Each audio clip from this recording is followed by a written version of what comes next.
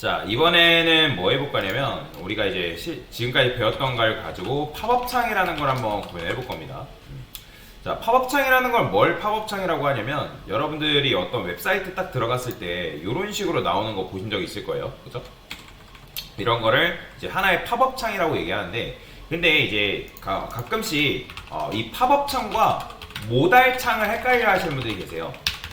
팝업창 같은 경우는 그냥 정보 전달의 목적으로 이런 식으로 내가 뭐 닫고 오늘 그만 보기라든지 뭐 닫기, 참고로 여기는 오늘 그만 보기 기능은 여러분들이 구현하는 게 아니에요. 프론트엔드 개발자들이 구현하는 거예요. 자, 여튼 이제 뭐 닫기 버튼까지는 여러분들이 구현하는데 이런 걸 뭐라고 한다? 이런 걸 팝업창이라고 얘기를 해요. 근데 여기 이제 모달창이라고 검색해보면 여러분들이 이런 식으로 로그인 했을 때라든지 이렇게 이제 뭔가를 입력하는 거, 이런 거 본 적 있을 거예요. 그죠? 그래서 어떤 정보를 기입하는 거, 내가 입력하는 거, 이런 거는 모달창이다라고 얘기를 합니다. 그래서 모달창과 팝업창을 좀 헷갈려 하지 마시면, 안 헷갈려, 뭐, 발음이 안 나오는데, 헷갈리지 마세요. 자, 그래서 이제, 근데 보통 이제 모달창과 팝업창을 그냥 혼용해서 쓰는데, 근데 정확한 거는 팝업창은 뭐다? 아까도 말씀드렸지만, 정보 전달의 목적을 가지고, 이런 식으로 나오는 게 팝업창이고, 그 다음에 모달창은 이런 식으로 정보를 입력하는 거, 이런 걸 뭐라고 한다? 모달창이라고 얘기를 한다. 라고 보시면 됩니다. 근데 이제 만드는 거는 사실 비슷해요. 크게 다를 건 없는데, 여하튼, 우리는 모달창이 아닌 팝업창을 만들어 볼 거다라고 보시면 되고요. 자, 그러면 필요한 것들을 좀 가져올 거예요. 저는 폰트도 가져올 거고, 테일인드 좀 가져올 겁니다. 자, 이거 그대로 복사해서 여기다가 테일인드 불러오기. 제가 세팅해 놓은 거는 강사가 여러분들한테 드릴 테니까 여러분들이 굳이 또 쓰지 마시고요. 자, 그 다음에 jQuery도 마찬가지로 필요하기 때문에 jQuery도 가져올 거예요. 자, 여기다가 jQuery 불러오기.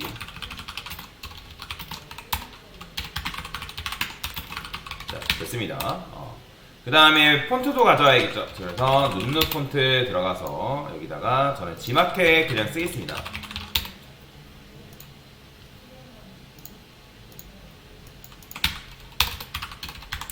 HTML에 바디 됐습니다. 자, 그래서 요렇게 이제 가져왔고요. 요거는 뭐 세팅한 거 수업 페이지 있으니까 여러분들 그대로 가져오시면 되고. 자, 그러면 팝업창을 어떻게 만드냐? 저는 여기다가 섹션, 그 다음에 섹션 1이라고 그냥 대충 써줄 거고요. 로렘을 한 50자 정도? 됐어요. 그냥 요거는 제가 임시로 그냥 쓴 거예요. div 컨테이너 x 오토, 그 다음에 여기다가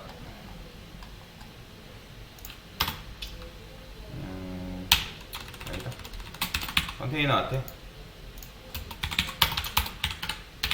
맥스 위드를 한 1200픽셀 정도 이런 식으로 그냥 부여하겠습니다. 됐습니다. 자, 그러면 이렇게 나올 테니까. 자, 그 다음에 이제 팝업창 간단하게 레이아웃을 만들 건데 여기다가 div 팝업이라고 이렇게 써줄 거고요.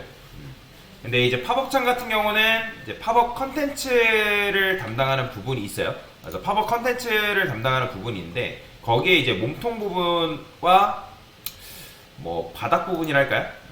왜냐면 이제 팝업창 여러분들 딱 보게 되면 레이아웃이 어떻게 되어 있냐면 얘네들이 그러니까 보통 이런 식으로 되어 있죠. 아니면 우측 상단에 닫는 버튼이 있어가지고 닫는 버튼이 있긴 하지만 보통 요즘은 팝업창을 이렇게 많이 만듭니다. 아니면 이런 식으로 X 버튼이 있기도 해요. 여기 보이죠? 이렇게 이런 식으로도 만들어도 되는데, 근데 어떻게 만들어도 크게 상관없어요. 정답이라는 건 존재하지 않는다라고 보시면 됩니다. 자, 그러면 저희는 이런 식으로 좀 비슷하게 만들어 볼게요. 그래서 우리는 뱀을 배웠으니까 뱀 방식을 배웠으니까 팝업에 컨텐츠다라고 이렇게 써줄게요. 그 다음에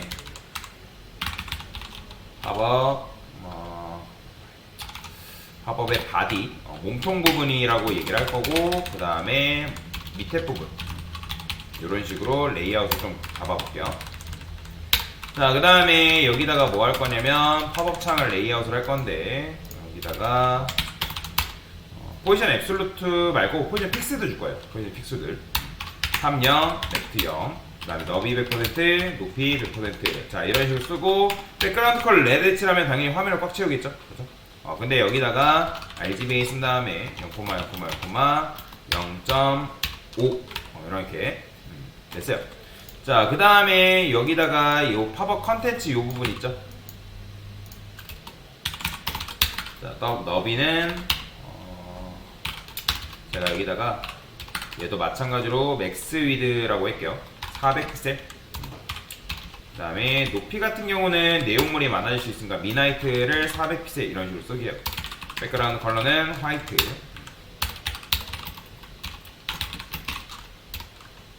픽셀 솔리드 블랙이라고 이렇게 써주고요. 5픽셀. 자, 그러면 이렇게 나왔죠? 얘예요, 얘. 자, 얘를 여러분들 가운데로 보내려면 어떻게 하면 될까요? 뭐 물론 얘를 여러분들 앱솔루트 줘가지고 해도 되는데 저는 여기다가 디스플레이 플렉스라 쓰고요. 온라인 아이템즈 센터, 저스파이 컨텐츠 센터 줘서 가운데로 정렬을 좀 하도록 하겠습니다.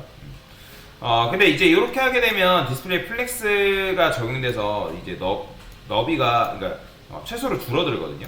그래서 최소 너비라고 해서 min W 400픽셀 그냥 이렇게 잡아줄게요. 자, 됐어요. 자, 이렇게 하면 이제 400픽셀 이상으로 늘어나진 않겠죠.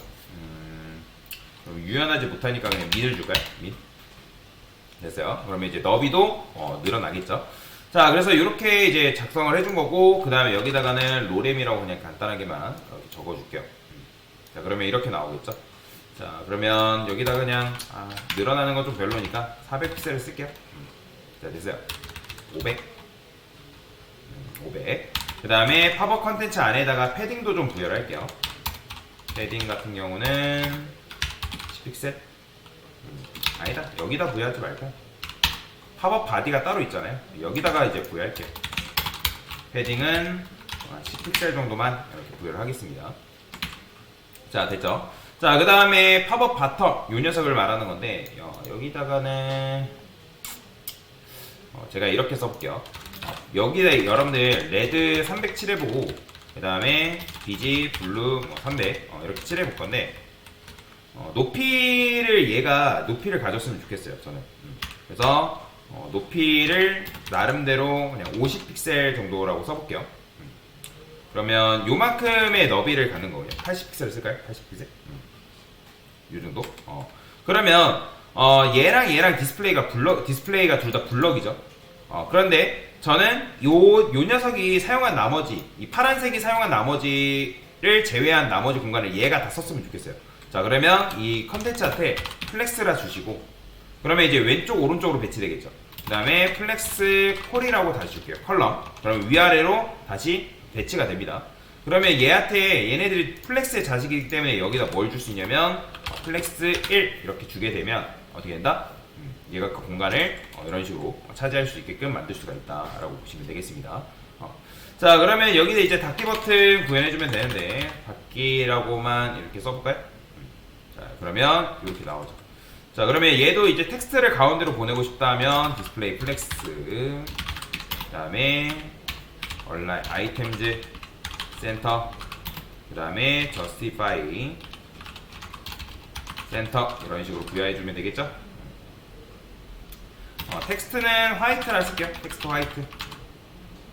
됐어요. 그 다음에 저는 요 스판이라고 바꿔주고 닫기라고 해본 다음에 플래스 한 다음에 텍스트를 조금 키워볼게요. 3REM 너무 커집니다. 2REM을 쓸게요. 그 다음에 요 녀석한테 커서 포인터라고도 줄게요. 커서 포인터 닫기 뭐 전용이다. 그럼 이렇게 나오는 거죠. 그렇죠? 그 다음에 여러분들 이렇게 하면 근데 더블 클릭해버리면 이렇게 돼버리거든요.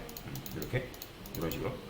근데 이제 테일인드 문법으로 그게 뭔지 몰라가지고 한번 검색을 해볼게요. 유저 셀렉트 논이라는 게 있는데 유저 있네요. 셀렉트 논이 있네요. 셀렉트 논. 이걸 여러분들 여기다 딱 부여하게 되면 더블 클릭해도 그죠? 이런 식으로 드래그가 안 된다라고 보시면 되겠습니다.